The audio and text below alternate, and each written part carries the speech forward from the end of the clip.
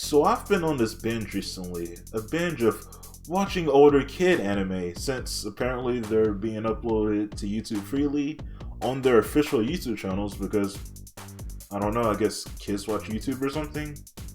Seems pretty fishy to me. There's no kids that use YouTube. But because of this binge, guess what we're talking about today, guys? Guess what we're talking about today? That's right. Beyblade.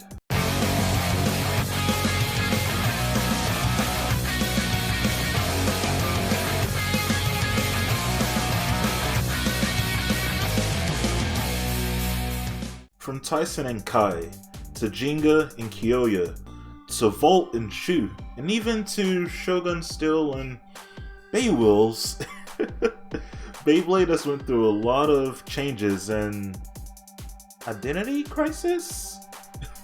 Somehow to this day, not only the toys are still being updated regularly, but the anime as well. We went from chilling with Tyson and his story, trying to make it to the big leagues with him and his friends, to Valt and the newer characters of Beyblade Burst, trying to make it to the big leagues and chilling with their friends. Huh? In this video, I kind of want to talk about the evolution of Beyblade, where it started versus where it is now.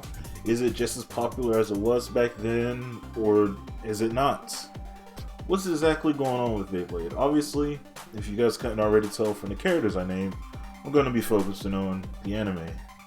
Oh, by the way, before this video kicks off, make sure you subscribe and join the scooter reigns.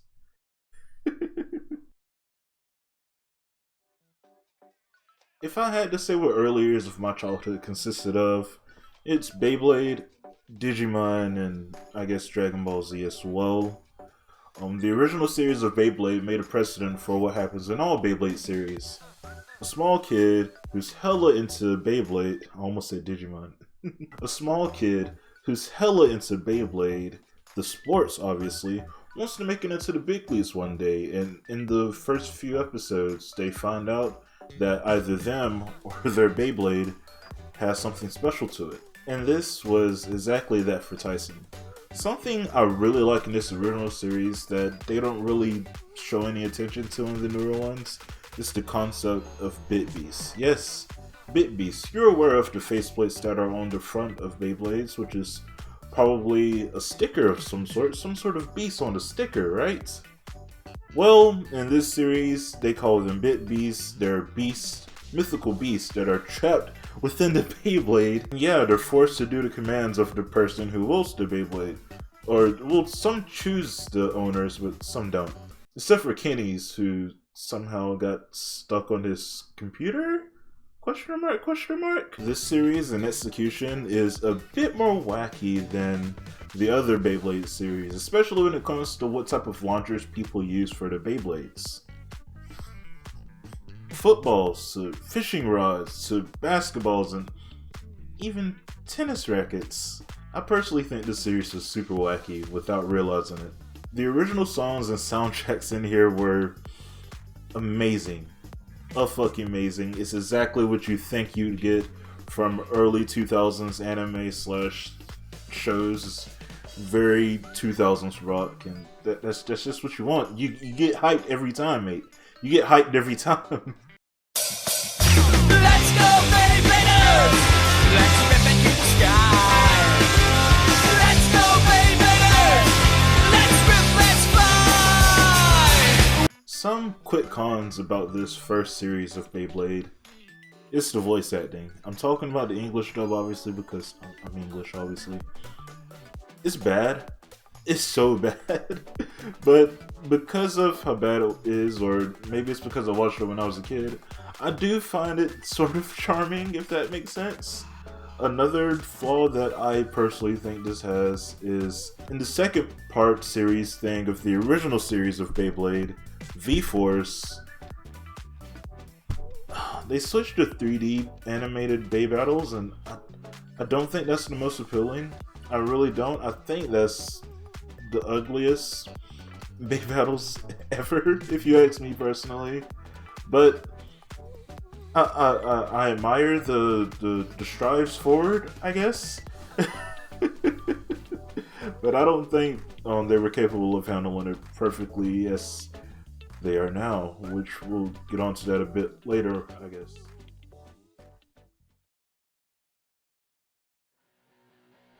The later half of my childhood was spent watching the Metal series in Bakugan. So when it comes to remembering like specific scenes, the main cast, and other people's names that's besides the main cast, I think the Metal series takes the cake for the most I remember about it. As the next series of Beyblade, they tried to progress in everything that the original series laid out for them. The animation, it was a bit better. They're still doing 3D animated Beyblade battles, and it does look better, but it's still not that appealing to me personally. It just, I don't know, it's not moving right. They're not moving right. And since they realized a lot of stuff in the original series was unintentionally funny, I'm assuming they decided to put a lot of humor scenes within this new series to go along with the gruesome, serious, too serious main story. The main story on this first part is interesting, I guess. It has to do with the main character, Jenga, on his very long, very worldly journey as he tries to find the forbidden El Drago Bay so he can battle it and seal his dark powers away once and for all.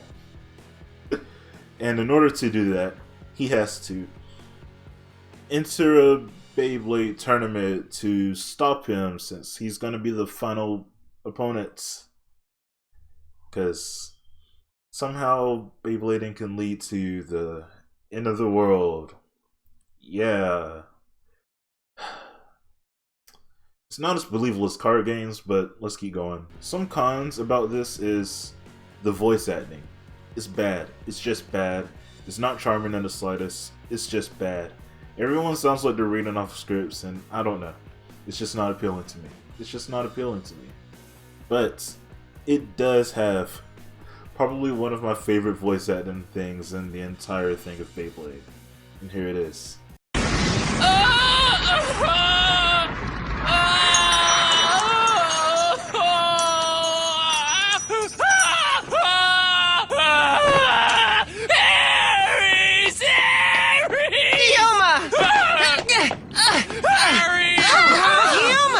Another con I don't like is Kenta. I just don't like him in general. This con might be a little bit more nitpicky, but the opening is really good. Don't get me wrong, the opening is great.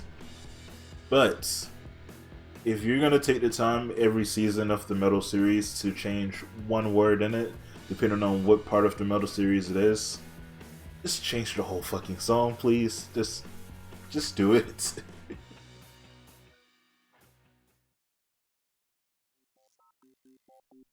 So, do you guys remember Yu-Gi-Oh! Capsule Monsters and how it was made specifically for the American audience and it's never been aired in Japan ever? Well, Beywills is the Yu-Gi-Oh! Capsule Monsters for Beyblade. I don't remember much about Beywills, and I really do not want to watch this. I don't want to freshen my memory up on this in the slightest. All I remember is that it's basically the Beyblade version of the tire rippy thingy. It's basically a Beyblade turned on its side, and you know when it spins like a tire. Hence the name Beywills.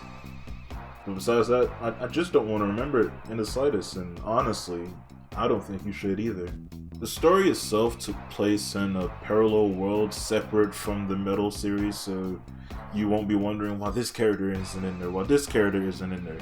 And the battles are slightly different since their wheels is more of a race or like a capture the flag type of game, if that makes sense. Some cons for this is the animation. I remember it being pretty stiff, obviously. And the story, just like the Metal series early story, it's a tad bit too overcomplicated. I don't think you need an evil team. If Beyblade is a sport, I don't think you need an evil team who's trying to take out the world. I just think you need a rival who wants to beat you. Maybe some rivals who wants to beat you, enemies necessary, and will stoop to doing some dastardly dark things to do so. Maybe he'll crush your bay and you'll have to make a new one or something, or like something like that. But I don't think dark guys trying to take over the world is a necessary thing, and what appears to be a kid's sports thing trying to sell toys. Another con is the fact that the first season of Beowulf ended with some of the characters entering into the metal world. But nothing really ever came of that, since this wasn't made as part of the, the metal series. It was basically filler. It's just like they never mentioned Council Monsters and Yugioh. It's just a thing that happened that they're never going to mention because it's filler. And that's all you can think about it. Another fun fact though is that I think a season 3 was made, but it wasn't released anywhere.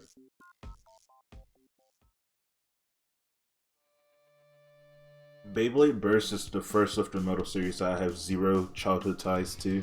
And because of that, I personally didn't want to watch it at first when it was announced for the States.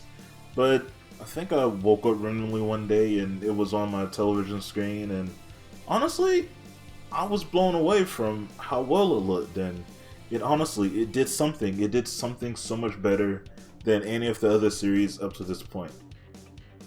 It had beautifully 3D, animated, and beautifully choreographed Bey battles. These Bey battles, they're amazing.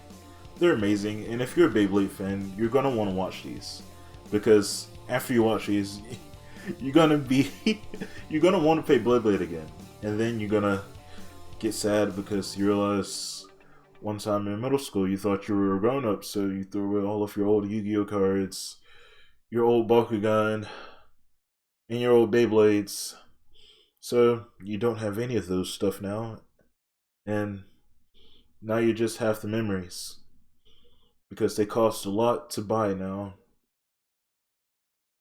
The memories. The story itself is super simplistic, and it's the simplicity that is needed in Beyblade. Away with the metal series and its overcomplicated stuff, finally, we just have a simple story. Thank you. Thank you. The main character, Valt, joins the Bey Club, makes friends, loses to a guy named Shu. They end up making a deal for Valt to go in the tournament. He goes to the tournament, and by the end of the series, he finally takes on Shu and beats him, and becomes like the top Beyblader guy in Japan. It's such a simple story, but everything is just done perfectly for this. I don't know why, everything's just done perfectly for this, and it's exactly what Beyblade needed. It's exactly what it needed. All of the intro songs for this series are bops. I can't get enough of them, especially Evolution. I love that song to death. I love the Evolution song to death. When it comes to cons, one thing I personally do not like about the Burst series is they have to change the main character in every Burst iteration. I don't like it.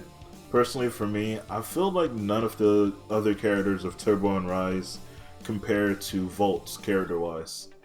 I just personally don't think so. They're just there to me personally. Maybe that's just me though. Another thing I think is kind of a con is the tropes that Beyblade has grown to know. You gotta have an edgy rival, you gotta have a person who has a computer and the knowledge of all things Beyblade on your team, and yeah, it's gotta be all about friendship and stuff, and yeah. It can be a bit much at times, to be honest. Overall though, I'm very surprised that the series is still going and that the toys are still kind of popular to this day. Obviously they're not as popular as they once were back in the day, but they have their niche audiences and they have multiple channels dedicated to doing different stuff, whether it's showing off new Beyblades or showing off different modified versions that they've created from launchers to their own Beys and stuff. So I think they're doing something right in the Beyblade world. The evolution from Beyblade to the Burst series is actually one of progression. The story is finally back to being that of a simple, make it big story. The animation is as good as it has ever been, and at this point, the intro songs are some of the best in any kid anime. It's not stuck in a time loop like Pokemon, and they don't have to come up with a new gimmick in every series like a Yugioh. I think out of all of my childhood animes that I've watched, Beyblade is in the best spot. Obviously, not monetary wise, it still goes to Pokemon, and Yu-Gi-Oh is probably doing better than Beyblade also, but I think it's in the best spot, like everything else was, honestly speaking. But yeah, that's basically it. I hope you enjoyed it. Yeah, that's it. Bye. Bye. Why do I still do this? I don't